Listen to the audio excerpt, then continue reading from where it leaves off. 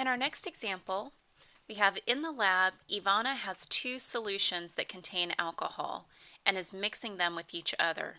Solution A is 50% alcohol and solution B is 10% alcohol. She uses 2,400 milliliters of solution A. How many milliliters of solution B does she use if the resulting mixture is a 40% alcohol solution? Okay, so if at first glance your head is spinning looking at those numbers, let's start with a picture. The setup is going to be similar to the last problem that we did involving the different types of teas. Okay, but this case we're talking about alcohol concentrations. Okay, so she's starting with solution A, that's 50% alcohol.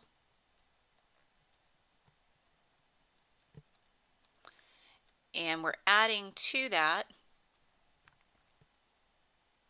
solution B, that's 10% alcohol. And Ivana wants to come up with a solution that is 40% alcohol.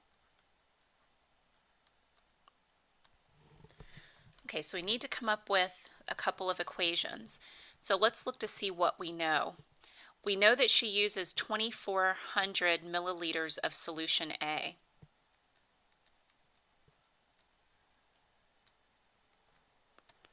So this first equation, similar to the last problem, is going to represent the amount of solution before we had the amount of T in pounds. Okay, so this is the amount of solution in milliliters.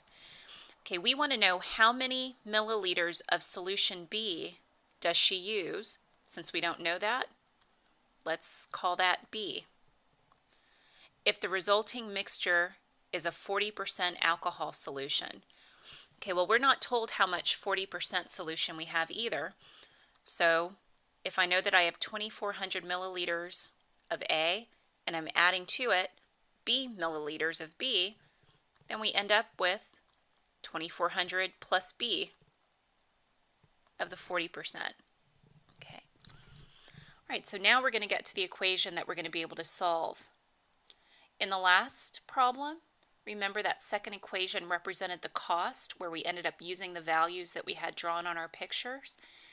In this problem, when we're dealing with concentration, our second equation is going to represent the amount of pure alcohol.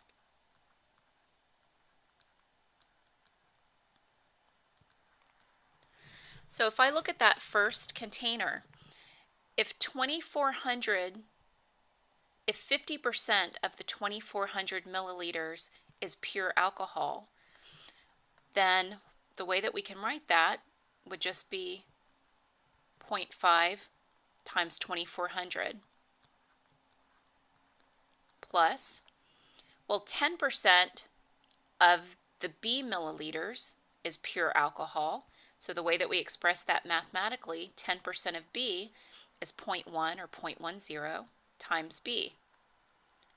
And we want that to equal, we want to come up with a 40% alcohol solution. So 40% of that total number of milliliters, which is 2,400 plus B.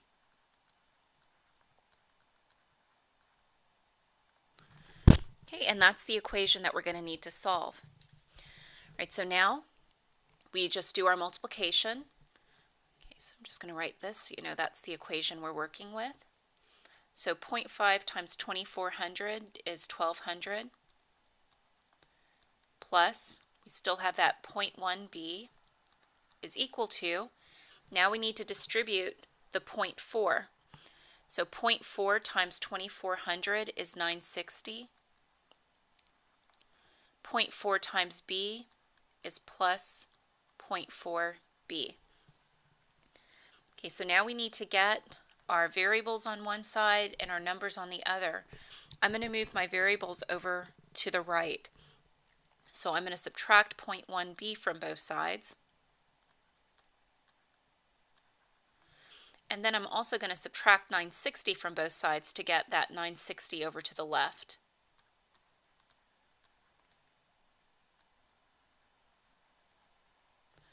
Okay, so remember to bring your equal sign down to keep everything balanced. On the right, we have 0.3b. On the left, 1200 minus 960 gives us 240.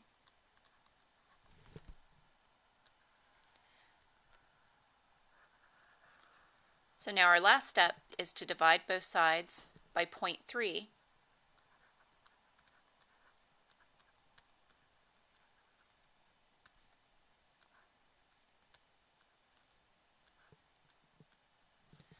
And that's going to give us b is equal to 800.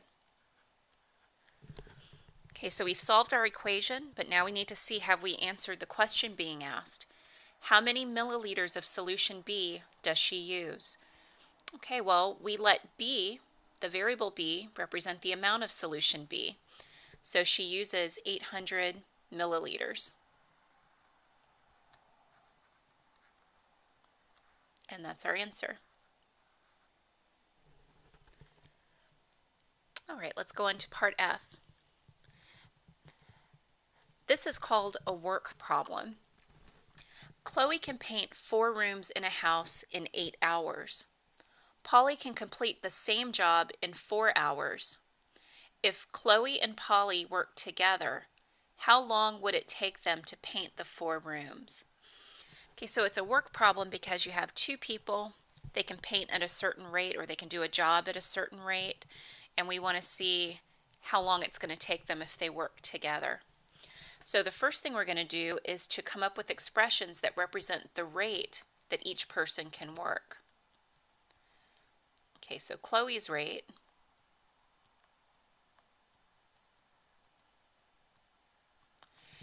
if she can paint the 4 rooms, which is the job, in 8 hours, that means that she can do 1/8 of the job each hour. Okay, so she's working at the rate of 1/8 of the job per hour. If we look at Polly,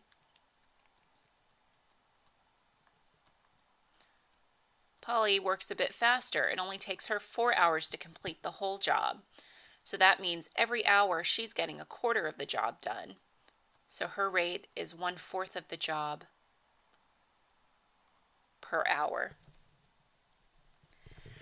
Okay, well, we want to come up with an expression for the job completed. So to get the amount of the job completed,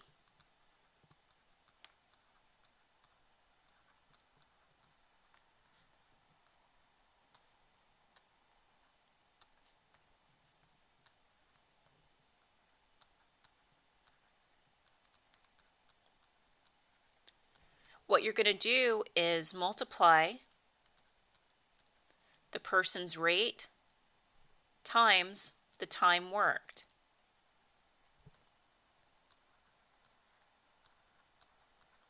Okay, and let's look at this for a minute so it makes intuitive sense.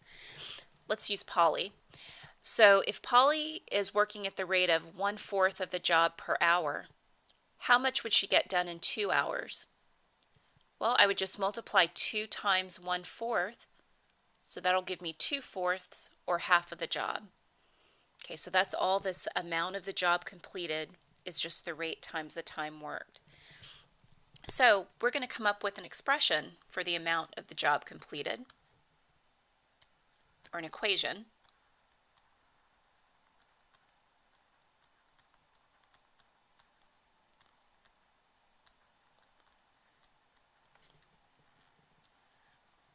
Okay, we're going to use that formula to do it.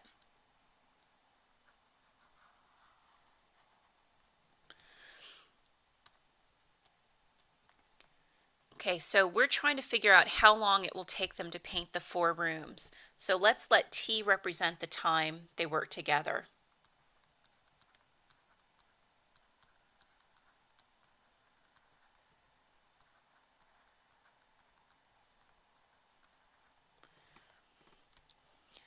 So the amount that Chloe can complete in T hours is going to be 1/8 times T plus Well, the amount of the job that Polly can complete in T hours is going to be 1/4 times T. Well, how much of the job do we want them to have completed total? We want the entire job completed, right? And that's going to be represented by the number 1. Okay, so this is going to be the setup of our equation.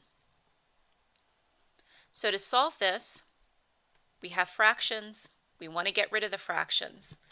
So we need to multiply both sides by the least common denominator. And our least common denominator is going to be 8, since both of these numbers can go into 8. So if I multiply both sides by that, so I have 8 times 1/8 T plus 8 times 1/4 T, and that's going to equal 8 times 1. Okay, so notice that the 8's cancel. With the 1/4, 4 can go into 8 2 times. So what we're left with is a T plus 2T is equal to 8.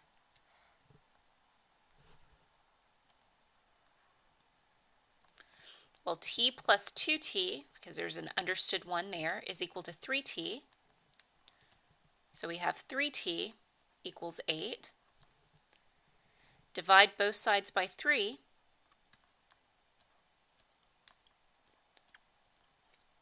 And we get that T is equal to 8/3. Now, since we want to know how long it takes them to paint the 4 rooms, you wouldn't tell somebody it takes 8/3 hours. So let's go ahead and approximate that with a decimal. Any problem that you're dealing with will tell you if you need to put it in decimal form. Okay, so this is approximately, using our calculator, 2.67 hours. Okay, so it takes them a little over 2.5 hours to do the job together.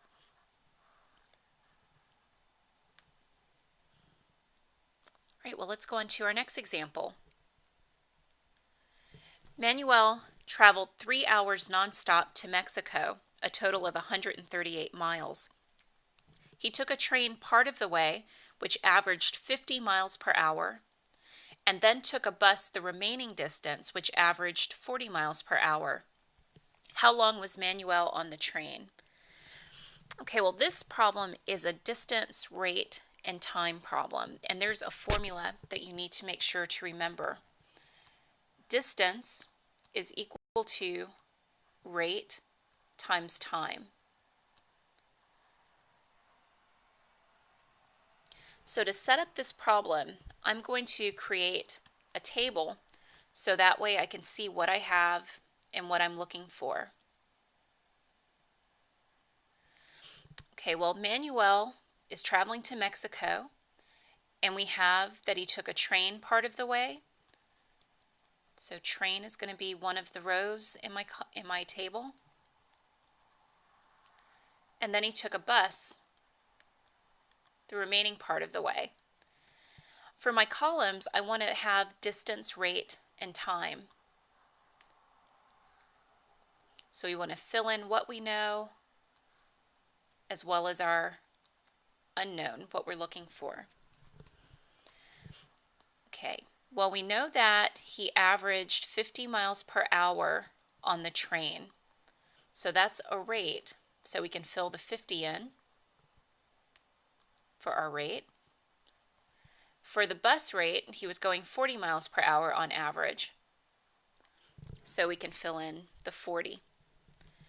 We want to know how long was Manuel on the train. Well, we don't know how long he was on the train, so we're going to let that be our variable t. Okay, well, if we look at what other information we have concerning time, we have that he traveled 3 hours nonstop. So if he traveled a total of 3 hours and t of those hours were on the train, that means that 3 minus t hours must have been by bus. So 3 hours, and we subtract the time he was on the train. Okay, the next bit of information we know is that he traveled a total of 138 miles. So that means if I get the distance that he traveled on the train and the distance that he traveled on the bus, and I add those together, that should give me 138.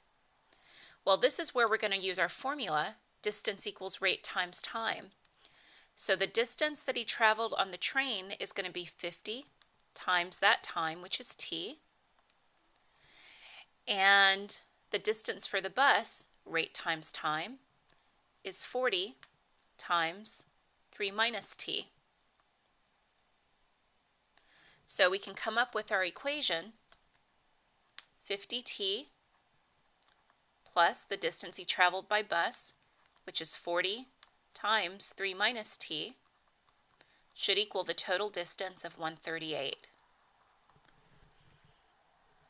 Okay, so I know that was the hard part, so just make sure you practice some of these problems in the homework so you can get comfortable setting it up yourself.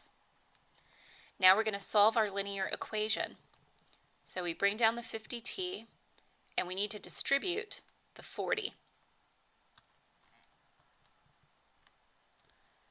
So 40 times 3 gives us 120, minus 40 times t is 40t, and this equals 138. Next we combine our like terms. 50t minus 40t is 10t. Still have plus 120 is equal to 138. So we need to subtract 120 from both sides.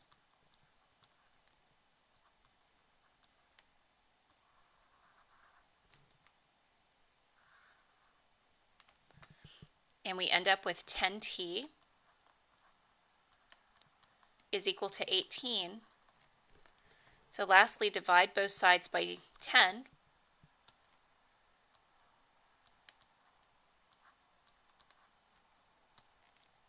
And we have that t is equal to 18 over 10. And since we're dealing with a word problem in time, we're not going to want to give the time as a fraction. So let's go ahead and make that a decimal.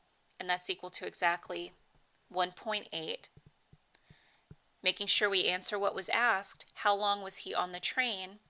So it would be 1.8 hours.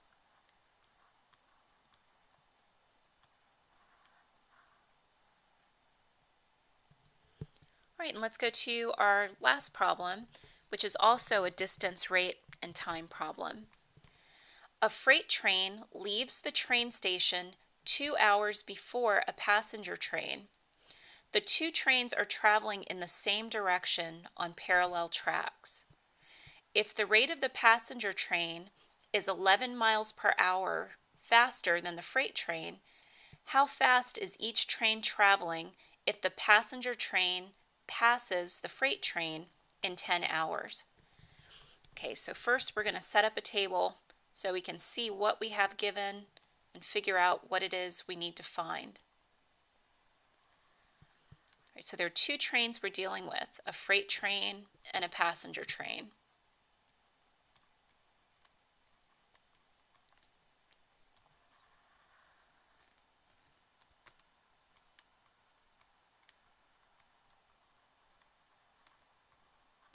Okay, let's set up our columns with our distance, our rate, and our time. And I'm just going to write our formula again for easy reference. Distance equals rate times time. Okay, so we have that the freight train leaves the train station 2 hours before the passenger train. Okay, the two trains are traveling in the same direction. The rate of the passenger train is 11 miles per hour faster than the freight train. We want to know how fast is each train traveling. Okay, so that's what we're looking for. How fast is each train traveling? Okay, well, since we don't know, I'm going to call the rate of the freight train R. Well, I know that the rate of the passenger train is 11 miles per hour faster than the freight train. So we can express the rate of the passenger train by r plus 11. Okay, what other information do we have that we can add to our table here? We know that the passenger train passes the freight train in 10 hours. Okay, knowing that the passenger train leaves after the freight train, that means that the passenger train must have been traveling a total of 10 hours. Okay, well, if we look back at the problem, the freight train leaves the station 2 hours before the passenger train. So that means it's been traveling 2 hours longer. So that's going to make the time for the freight train 12 instead of 10. All right, so now that I have expressions for my rate and my time, we can use our formula to get an expression for the distance. So the distance that the freight train travels is going to be rate times time. So 12r, r times 12 we would write as 12r. The distance that the passenger train travels, again, rate times time. So that's going to be 10 times r plus 11. And let me just do that in the color of our formula. So hopefully that'll help you see that we're applying the formula to get this.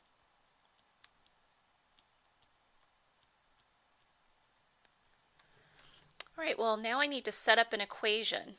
So let's see what it is that we have additionally. Okay, if the rate of the passenger train, how fast is each traveling if the passenger train passes the freight train? Well, when one train passes the other, that means that they've traveled the same distance. So this means, okay, so let me just circle that. The passenger train passes the freight train. That means that we want the distance, d, to be the same. That's the only way one can pass the other, if they've traveled the same distance. So that means we're going to take the distance of the freight train, 12r, and set that equal to the distance of the passenger train, 10 times r plus 11. All right, so that's our setup. And now we just need to solve the equation. On the right side, I need to distribute. So that'll give me 10r plus 110. Next, I need to subtract 10r from both sides.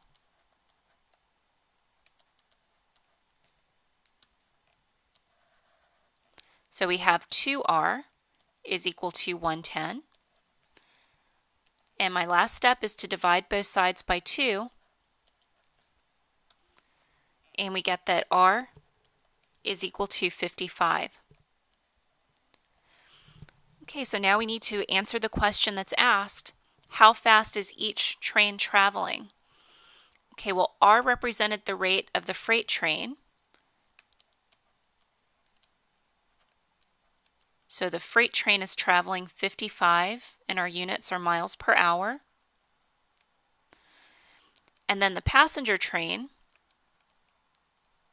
was traveling 11 miles per hour faster, so that's going to make it 66 miles per hour, just adding 11 to the 55.